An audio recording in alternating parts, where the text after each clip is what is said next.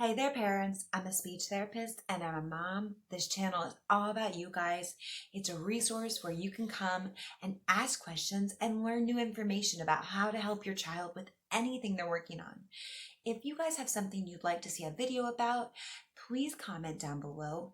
Anything you can think of your child struggling with from ages birth all the way through high school. I'm here for you guys. I want to give you the support you need and the tools you need. But I really want to talk to you guys today about conversational turn taking. Turn taking is really important for anybody to understand, not just a child, not just a teenager.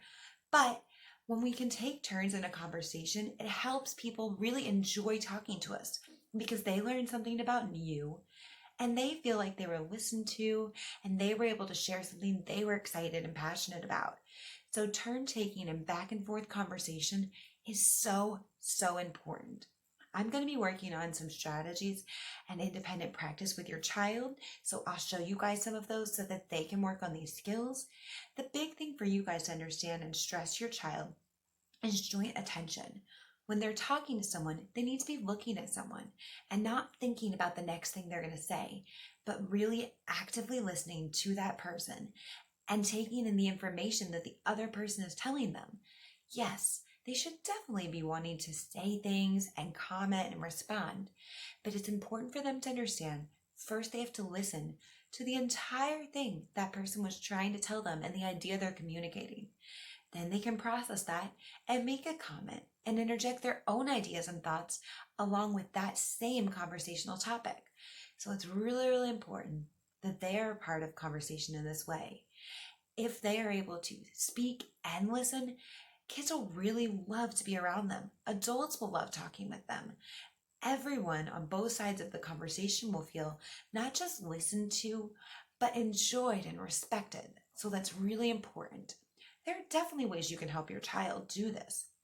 Great ways to work on this at home, other than just the independent practice we're going to review, are playing games. There's a lot of different type of games you can play, whether it's video games with more than one player, board games, card games, any games that require interaction and a space to see a turn are great. Like Monopoly. It takes forever to play Monopoly, but you can set it on your table, play it as a family, everyone gets a turn.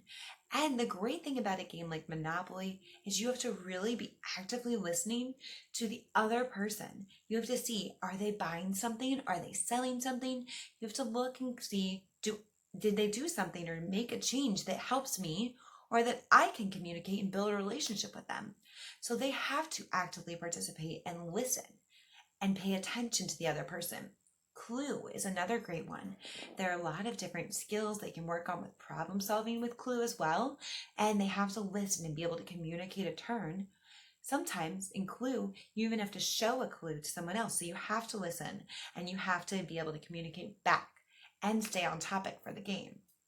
So play games with your kids. Family game nights are a great way to really enforce this turn-taking skill.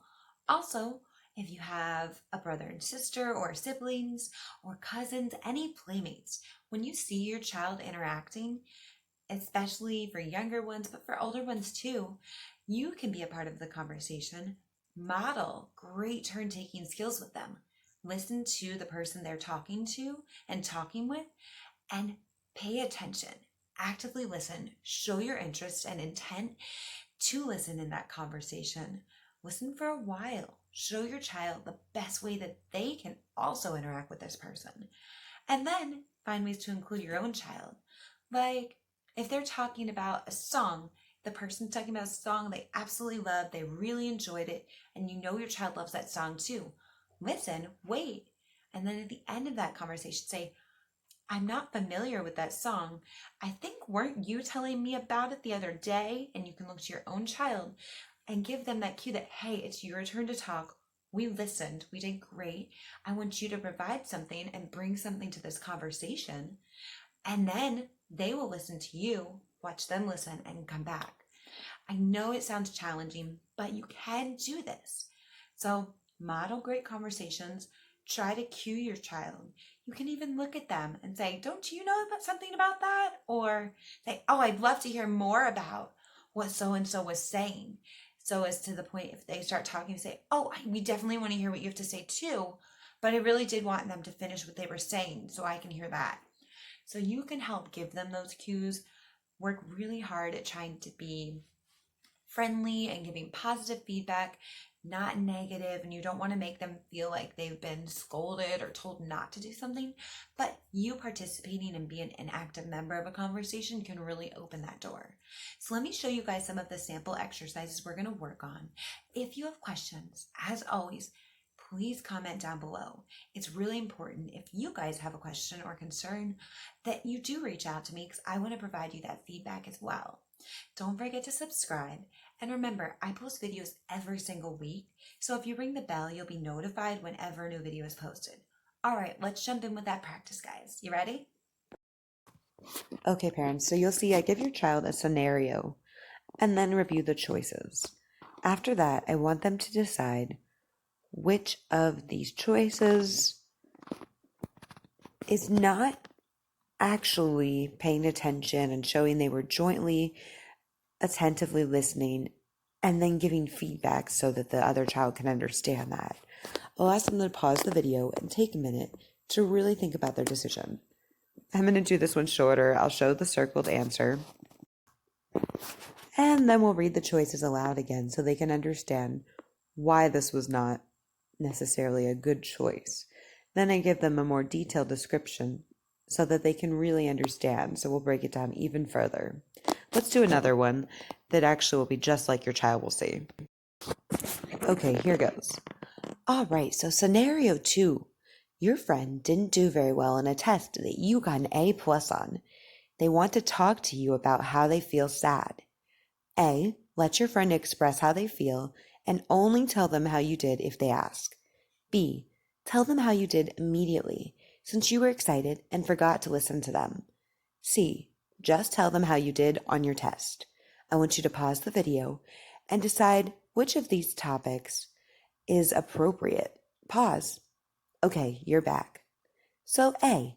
Let your friend express how they feel and only tell them how you did if they ask. That's a great choice. Let's talk about why we chose this one. This was a tough one. It's important to remember someone's feelings before sharing your good news. You did a great job answering.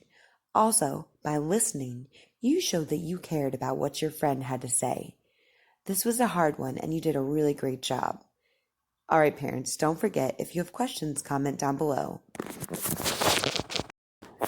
These are really challenging, so make sure your child gets to practice these again and again until they really seem to get a better understanding. All right, guys, thanks so much. Don't forget to subscribe.